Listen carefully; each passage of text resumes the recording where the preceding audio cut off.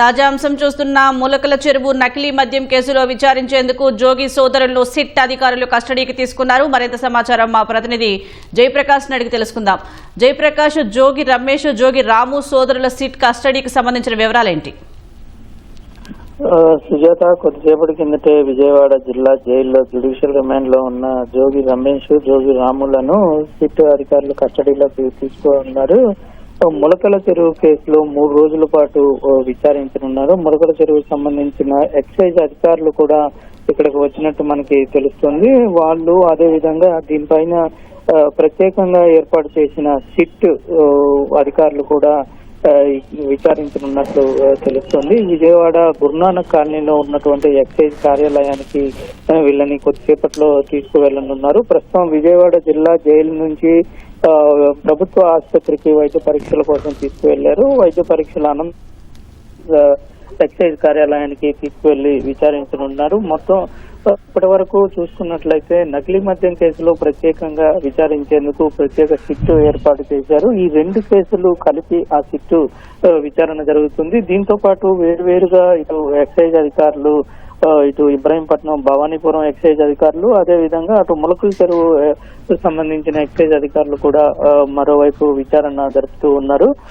ఇప్పటికే ఇబ్రాహీంపట్నంలో ఉన్నటువంటి ARR bar కు సంబంధించినటువంటి కేసులో మొత్తం ఈ 2ని విచారించారు. దీంతో పాటు మిగిలిన నిందితులను కూడా పూర్తి స్థాయిలో విచారించిన పరిస్థితి ఉంది. కీలక విషయాలు రాబట్టారు. ఇటీవల ఛార్జ్ షీట్ దాఖలు చేసిన సమయంలో కూడా ఇటు జనార్దన్ రావుకి, అదే విధంగా ఇటు జోగి రమేష్, కీలకంగా వ్యవహరించిన జోగి రమేష్ సోదరులకి ఏ విధంగా వాళ్ళ మధ్య కమ్యూనికేషన్ జరిగింది, ఏ విధంగా ఆర్థిక లావాదేవీలు జరిగాయి, ఎప్పుడెప్పుడు వాళ్ళు కలుసుకున్నారు, ఎంతెంత నగదు ట్రాన్స్ఫర్ జరిగింది అనే విషయాలన్నింటినీ ఎక్సైజ్ అధికారులు, సిట్ అధికారులు అభియోగ పత్రంలో పేర్కొన్నారు. అదే విధంగా ఇటు ములకల చెరువు సంబంధించిన విషయంలో కూడా వీళ్ళు కీలకంగా వ్యవహరించినట్టు తెలుస్తుంది.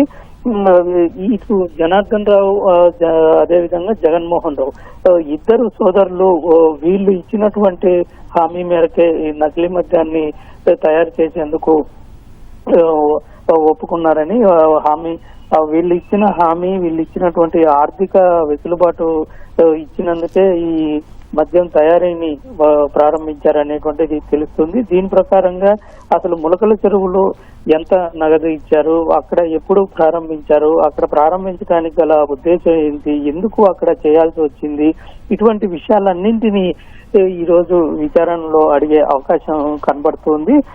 అదే విధంగా ఇక్కడ ఎవరు సాయం చేస్తామన్నారు, ఎవరినైనా ఒప్పించారా స్థానికంగా ఉన్నటువంటి నేతల్ని అనేటువంటి విషయాలు కూడా పూర్తిగా బయటకు రానున్నాయి.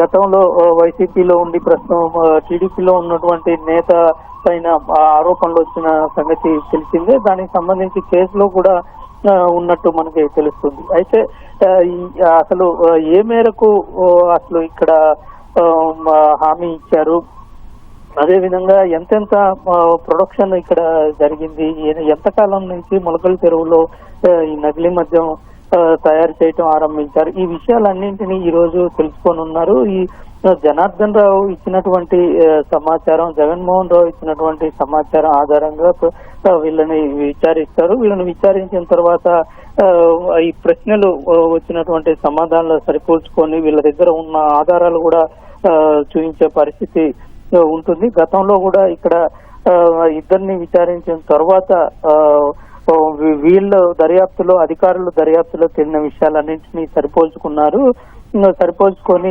కీలకమైనటువంటి ఆధారాలు రాబట్టారు. ఇక్కడ ఇబ్రహీంపట్నం కేసులో చూసుకుంటే అదే విధంగా ములకల చెరువులోది కూడా పూర్తి స్థాయిలో దీనికి సంబంధించి విషయాలు రాబట్టేందుకు ఎక్సైజ్ అధికారులు ఒక ప్రణాళికాబద్ధంగా ప్రశ్నలు తయారు చేసినట్టు తెలుస్తుంది. 3 రోజుల పాటు ఇక్కడే విచారణ జరపనున్నారు. సుజాత, ధన్యవాదాలు జయప్రకాష్.